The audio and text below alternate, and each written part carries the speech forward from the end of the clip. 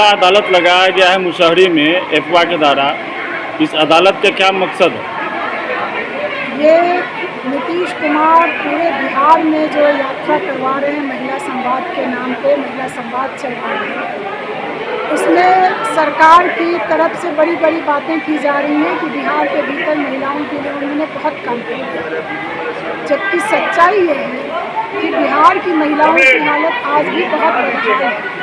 और उसका उदाहरण हम देख सकते हैं आज की ये महिला अदालत, जिसमें यहाँ हजारों की संख्या में जो महिलाएं जुटी थी, उन्होंने बताया कि किस तरीके से सरकार ने जो भी घोषणाएं की थी, नीतीश कुमार की सरकार ने पिछली दफा सरकार में आने से पहले कोई भी घोषणा ढंग से लागू नहीं हुई, कोई भी वादा पूरा नहीं किया गया। तो सरकार की वादा खिलाफी के खिलाफ, सरकार की झूठी घोषणाओं के खिलाफ आज ये महिला अदालत लगाई गई। आज भी हम लोग बिहार में देख रहे हैं कि जो स्वयं सहायता समूह की महिलाएं हैं वो पूरी तरह से छली गई हैं। सरकार दावा कर रही है कि 1,35,00,000 महिलाओं को उन्होंने समूह में बांधा है, लेकिन समूह की महिलाओं ने यहाँ अदालत में बताया कि किस तरीके से उनके लिए कहीं कोई रोजगार का इंतजाम नहीं है। दूसरी तरफ हम देख रहे हैं कि कुछ संस्थाओं को, कुछ समूहों को अगर पैसा मिला भी है, लोन मिला भी है स्वरोजगार के लिए, तो वो भी जीविका के पदाधिकारियों की मिलीभगत से भ्रष्टाचार करके महिलाओं से वो पैसा लूट लिया गया। माइक्रो फाइनेंस कंपनियों के जरिए भी हम लोग देख रहे हैं कि इसी तरीके से अत्याचार चल रहा है।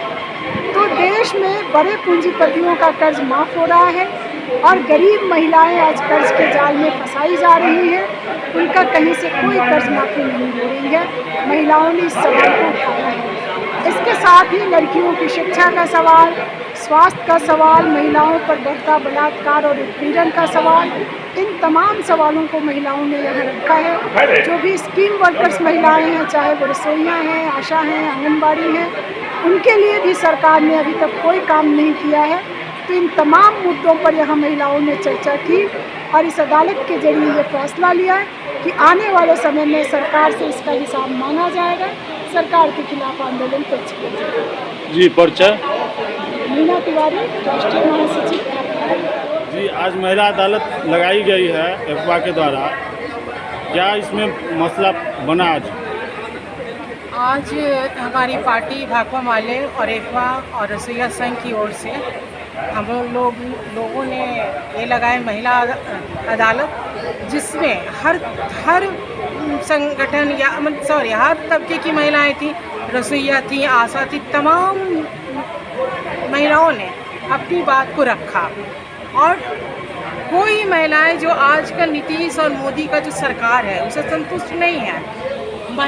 नीतीश सरकार का महिला सशक्तिकरण का जो जुमला था वो आप इस अदालत में देख सकते किस तरह महिलाओं ने अपने कठिनाई को रखा। और नीतीश कुमार जो महिला संवाद कर रहे हैं, महिला संवाद में वो महिलाओं से डर रहे हैं। महिलाएं अगर आ जा रही हैं तो उनके सामने वो खुल के नहीं आ रहे हैं, क्योंकि उन्होंने महिलाओं के लिए काम किया ही नहीं। और हम लोग जो देख रहे हैं कि महिला अदालत हम लोगों ने रखा, तो महिलाएं आई और नीतीश के धरती पर ही उन्होंने अपने जितना भी उन कठिनाई था उसको रखा। और इस अदालत के जरिए एफवा और माले और रसोइया संघ ने ये तय किया है कि इस नीतीश सरकार को जो झूठ का जुमला है, जो महिलाओं के वादा खिलाफी किया है, इस सरकार को महिला आने वाले चुनाव में उतार फेंकेगी। इसी के साथ हमारा अदालत समाप्त। मेरा नाम रानी प्रसाद, जिला सचिव एफवा। जी, आज महिला अदालत लगाई गई है, इस अदालत के जरिए क्या फैसला लिया गया, क्या किस किस विषय पर चर्चा हुआ? आज महिला अदालत के माध्यम से समाज में चल रही कुरीतियों पर चर्चा किया गया। समाज में चल रहे जीविका समूह पर जो अत्याचार हो रहा है, जो उनका शोषण हो रहा है, उस पर चर्चा किया गया। रसोइया जो बहनें हैं उन पर चर्चा किया गया। और सबसे बड़ी बात है, जो अपनी कमाई के बाद वो जीविका हो या रसोइया हो या जो भी है, सब कोई कमा करके जो 2 पैसा बचाती है, बचाकर जो भविष्य के लिए सुरक्षित रखती है और जमा करती है, सहारा में जो जमा की, उस सहारा के भुगतान के लेकर बात हुआ कि सहारा का भुगतान नहीं मिल रहा है। सहारा का भुगतान दिलवाने में बिहार सरकार से लेकर केंद्र सरकार सब तो विफल है। ये लोग सिर्फ जो है एक टहलाने का काम कर रहा है, एक घुमाने का काम कर रहा है। ये किसी को भी भुगतान दिलवाने की नीयत से नहीं कर रहा है। उस मुद्दे पर भी हमारी जो भी महिलाएं बहनें आई थी वो सब एक मुद्दे होकर, एकजुट होकर वो अपना राय रखी है कि अगर मेरा चुनाव से पहले भुगतान नहीं होगा तो निश्चित तौर पर मैं सरकार के खिलाफ मतदान करूंगा। साथ ही आज जो भी आए थे, आज पूरे जिला भर का था, जिला नहीं बल्कि राज्य स्तर का था। बहुत लोग जो महिलाएं थी अलग अलग स्टेट माने जिले से भी आई थी। वो सारे के द्वारा ये बोला गया, दिखाया गया, कई लोग अपना अपना कागज़ लेकर आए थे कि हमारा पेमेंट नहीं, हमारा पेमेंट नहीं मिला है। सब लोग का कागज़ देखा गया। कागज़ देखने के बाद उन लोग को आश्वासन दिया गया कि आप लोग अपनी चिंता नहीं करें, हम लोग आप लोग की लड़ाई लड़ रहे हैं। हम लोग जो सहारा संघर्ष भुगतान मोर्चा है उसका लड़ाई हम लोग के नेता जो सुदामा प्रसाद जी हैं वो आपको सदन में उठा रहे हैं, बात सड़क पर हम लोग उठा रहे हैं और भुगतान दिला के रहेंगे। और भुगतान दिलाने के लिए मैक्सिमम जो भी हो सकता है हर संभव प्रयास करेंगे।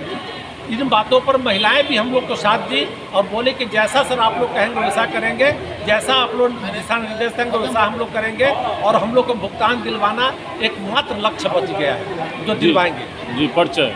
मेरा नाम कृष्णनंदन झा, सहारा संघर्ष भुगतान मोर्चा का राज्य प्रवक्ता।